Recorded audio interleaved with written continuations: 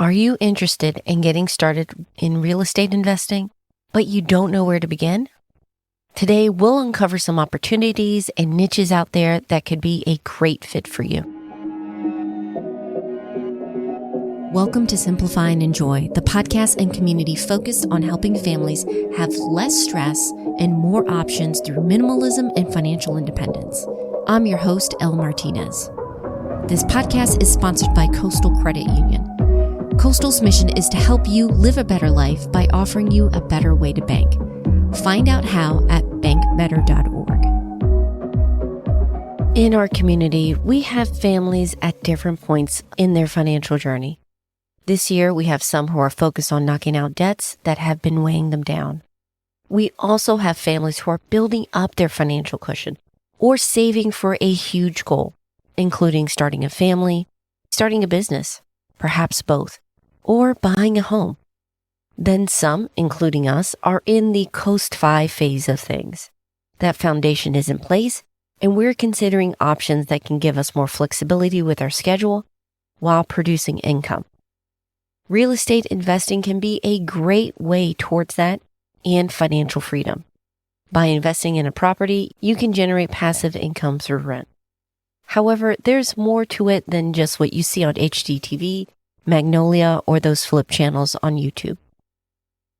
Buying a house takes money, finding tenants takes time, and you might be worried about being trapped with a money pit or knowing who to trust or what resources to find or what resources to use. That's why I'm happy to have Rachel Hernandez on the show. She's an award-winning mobile home investor with over 10 years of experience and an author of several books about real estate, including Adventures in Mobile Homes. In this episode, we're going to get into her journey into real estate investing and what made her choose to hone in with mobile homes, the different options out there besides simply flipping or buying and holding property, and then an honest look at the good and the bad with real estate so that you can have a clearer idea of what to expect. We have a lot to cover, so let's get started. You are seasoned with real estate investing. That's something my husband and I are in the early stages of talking about. We are thinking of having some cash flow for this next stage of financial freedom. There's so many different ways to invest. We've done like index fund investing, which is really popular. But for you, what was your motivation getting started with real estate investing? What was that pull for you? Sure. For me personally, I will make a disclaimer. I hated viewing homes as a kid. I was with the family that moved every 5 to 7 years because my mom wanted a bigger and better home. So we were in that rat race. My parents were both professionals. And so basically, it's very surprising that I got into real estate because I hated riding in the car with the realtor, looking at homes as a kid. Every 5 to 7 years, obviously as a kid, you don't have any say. It's the parents deciding. And I moved from so many different schools. I think that's why one of the reasons why I'm so outgoing, because I just had to make friends on my own because I'd be moving every 5 to 7 years. I will tell you, I was influenced by the book Rich Dad, Poor Dad by Robert Kiyosaki. You've probably heard about that.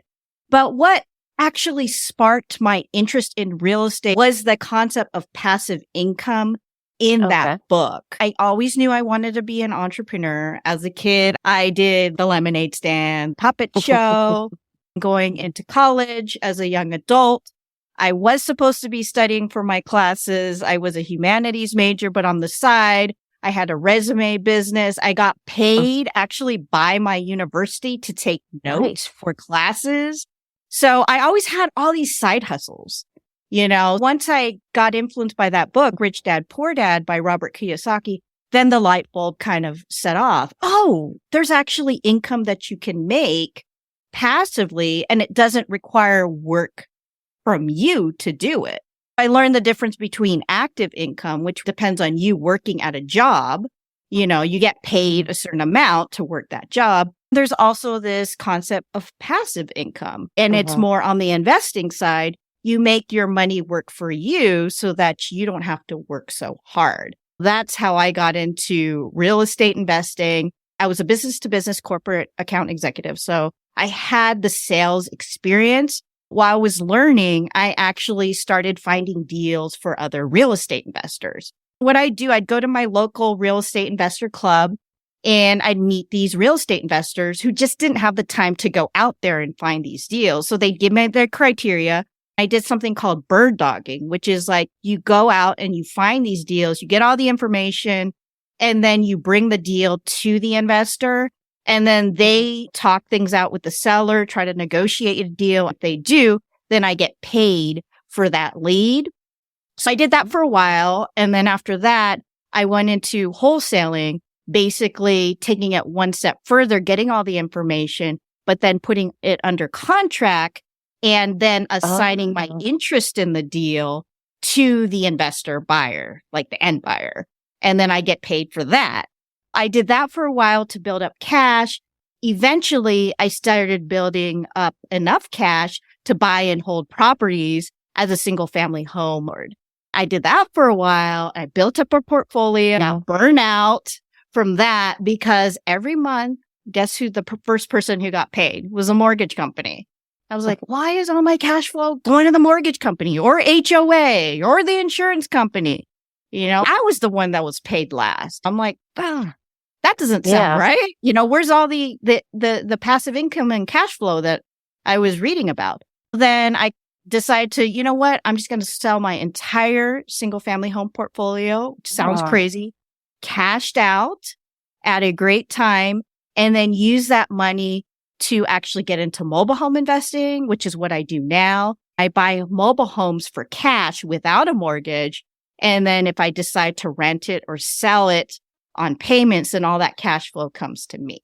So that's pretty much what I do in a nutshell. Yeah. I love how you had this plan and you build up. I think I don't want to say it's a myth, but to a degree, a lot of entrepreneurs are put in this bucket where they're risk takers. They're doing this.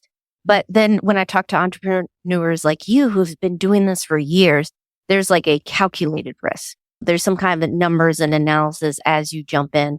And I didn't know about the different roles in real estate that you were just mentioning. I feel like I'm going to have to put in the show notes of this dictionary for real estate. Yeah, that'd be a good idea. Yeah. But as you mentioned, there's different ways even to invest in real estate. Single family homes is what people imagine. They see HGTV and these channels and think, oh yeah, this would be great. What made you pivot into mobile home investing? Pretty much the mortgage company getting paid first. When I got that rent check, that money, a large portion of it went to the mortgage company, then the HOA association, then the insurance, taxes, and then whatever was left over, that's pretty much what I had.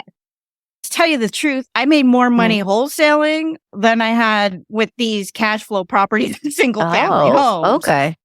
Pretty much my first deal as a wholesaler, I made a whole year's salary, which is crazy. Wow. Looking at that, I just kind of got burnt out, and I even got property managers to manage these properties for me. But they got their fee, and I had to manage the managers. So yeah, it was crazy, and I can't do this. And you hear all of these stories from these burnt out landlords, and I will tell you, it's true. It can be a nightmare, So now as a mobile home investor, I've learned how to balance that, but not having that mortgage and buying these mobile homes for cash actually puts less strain on me financially. And I have to evict a tenant. Money's not coming in because this tenant's not paying. There are issues with the home. I got to do repairs. It just kind of lessens the burden on me. I just can't imagine these real estate investors in California who have these crazy large mortgages on their home. You miss one payment. I mean, that's a whole paycheck to some people, if you have to fill the home and it's empty and you don't have it filled with a tenant. So it's crazy.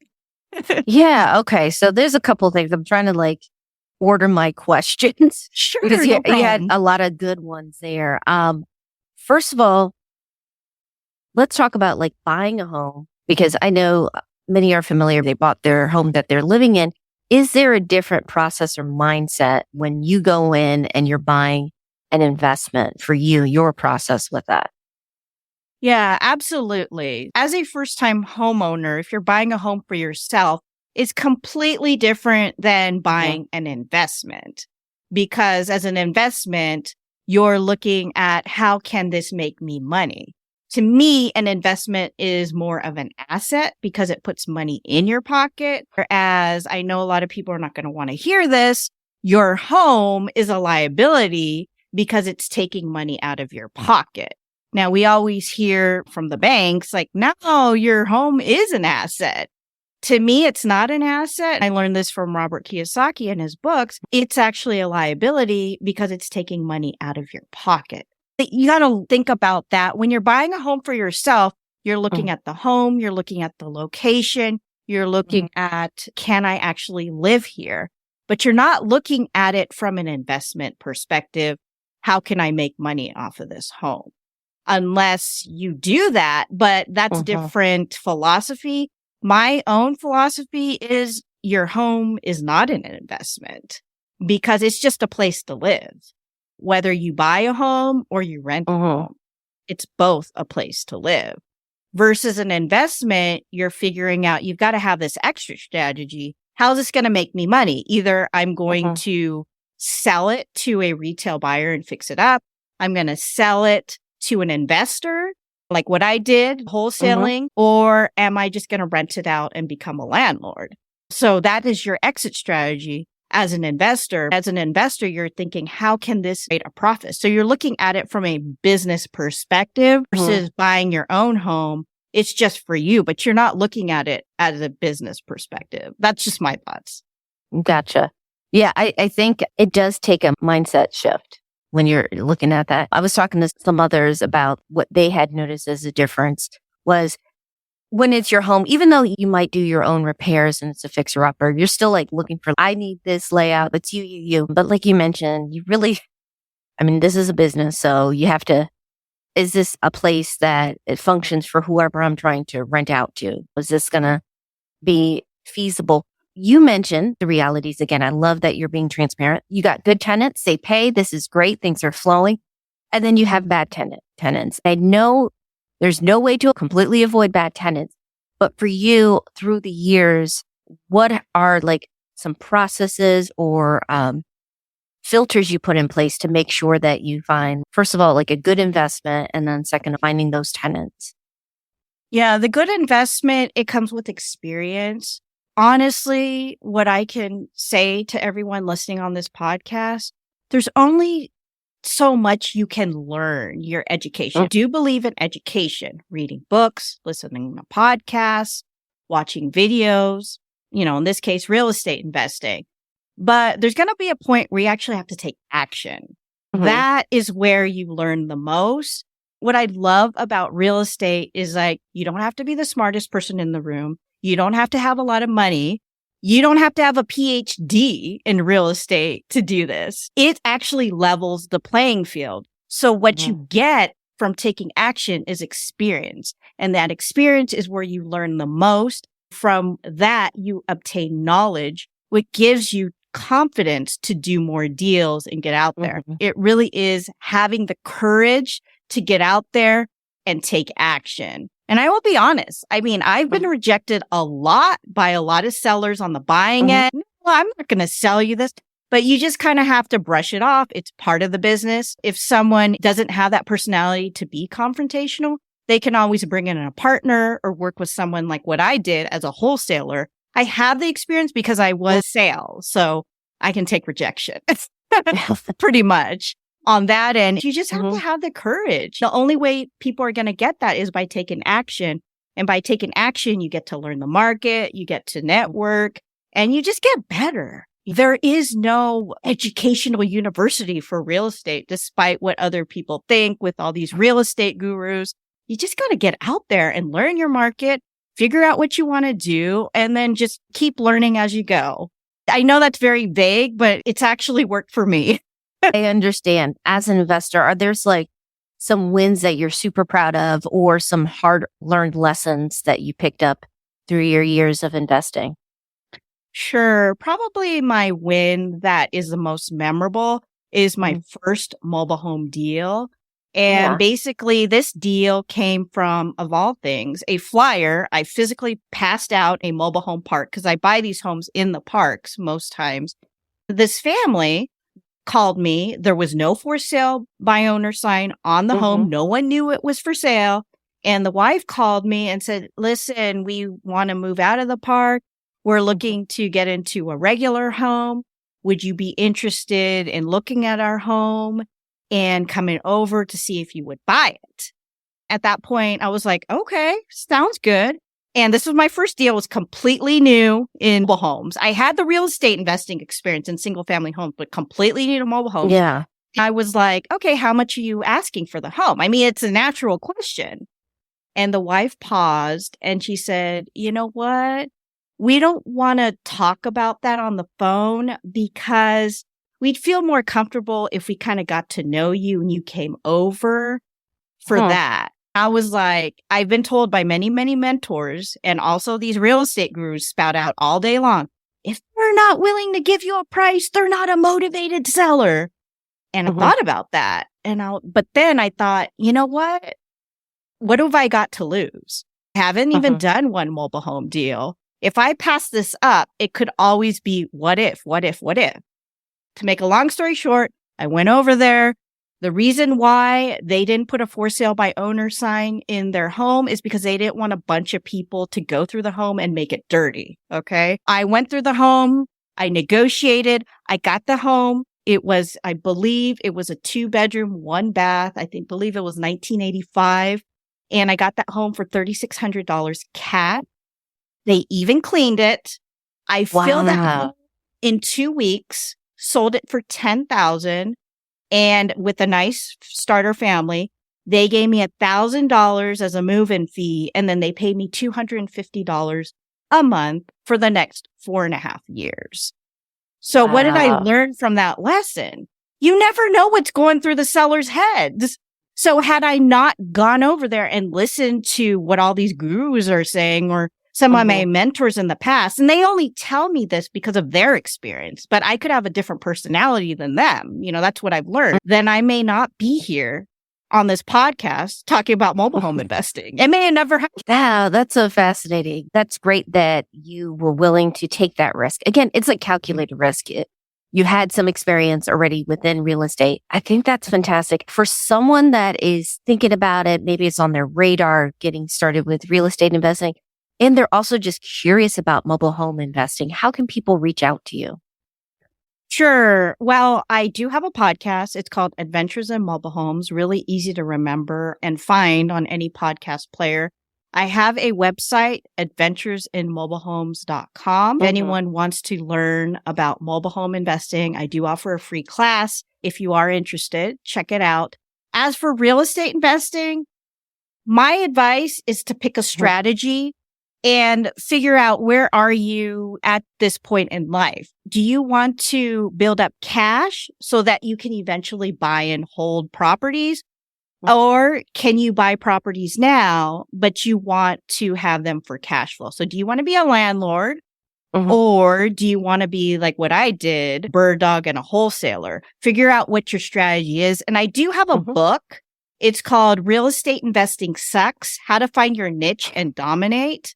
Basically, from all my experience as a real estate investor, the most successful people are the ones that actually have a niche. And mine is mobile home in terms of mobile home investing.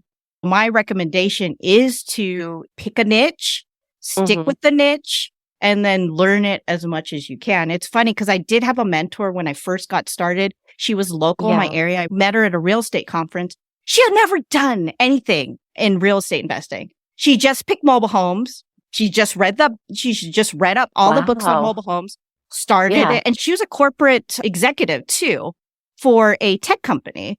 And we just had similar backgrounds. She's like, you could teach me a lot because you have more experience than me. I'm like, I don't know anything about mobile homes.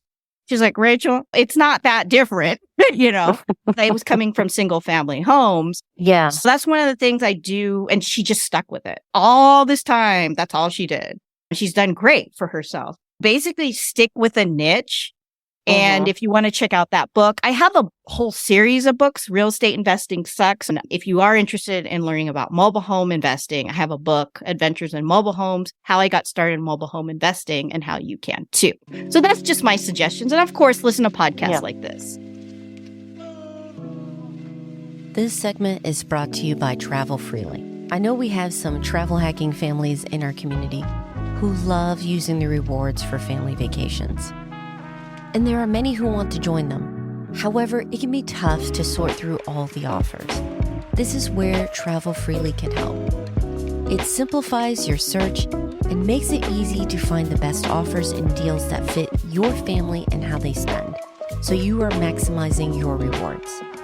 If you want to learn more on how to travel hack your next epic family trip, please go to simplifyandenjoy.com/travel-freely. Before we wrap up, I want to share a few key takeaways I picked up from preparing this episode and with my conversation with Rachel. The first is make sure you have a solid foundation first. Investing in real estate can be an important part of your financial system, but it's also important to make sure the more essential pieces are in place. Pay off those unnecessary debts that you have, and then also make sure your emergency fund and financial cushion are in place. Now, I know there are some who prefer to only invest in real estate for retirement and their other financial goals, but for me, I like to diversify the income. So we've included in our plan taking advantage of opportunities like the 401ks and the matches, and then also having an IRA for investing for retirement. The key here is making sure that should things go bad, like Rachel mentioned, you don't have a good tenant, that your finances aren't ruined. We want this to be an opportunity and not a burden. The second one is research and explore the different options in real estate. I will admit, I learned some new terms and opportunities about real estate investments, and hopefully you did too. What's fantastic to me is that with this variety, you may find an option that fits your budget, schedule, and goals. Speaking of goals, define what your goal is with real estate. Rachel mentioned that for some investors, they would prefer to buy and hold and have that cash flow, while others are approaching it more from a flip perspective. As a family, discuss what you would like to accomplish so that you can have a better idea of where to focus your energy on and learning more about that particular niche or branch of real estate investing. If you want to get started with your own financial journey, make sure you join our community. Did you know we have a free email course to help you save for your big goals faster? It's called 5 Days to 5K. In a week, it walks you through step by step how you can find, save, and earn more money for whatever family financial goals you have. If you're interested, just head over to simplifyandenjoy.com/5K. Special thanks to Rachel for being a part of this episode. If you want to learn more about mobile home investing and learn from Rachel, please check out her site, mobilehomegirl.com. As always, I'll include links to the resources we've mentioned, including Rachel's site, books, and some of the ways you can reach out to her over in the show notes at simplifyandenjoy.com. Next week on the podcast, can you believe it? We are wrapping up this round of episodes before we go on our spring break. We're going to do it with another edition of Listener Mailbag. And keeping up with this conversation of getting started in investing in real estate, I have a chat with Crystal and Alan, host of the new show Stacking Deeds. So if you haven't already, make sure you're subscribed. You don't want to miss out on that episode. We're on iTunes, Spotify, Audible, wherever you get your podcasts. Our theme was by Staircases with additional music from various artists over at Audio. As I'm writing and recording these upcoming episodes, please feel free to reach out to me. On social media, Twitter, Instagram, Facebook, I'm at simplify_enjoy, Muscle on Thriving Families, and of course, through our newsletters. I love hearing from you about how you're doing with your own goals and any questions you have about hitting and achieving your big plans for the year and beyond. Thank you so much for your support. I hope you have a wonderful week. Take care.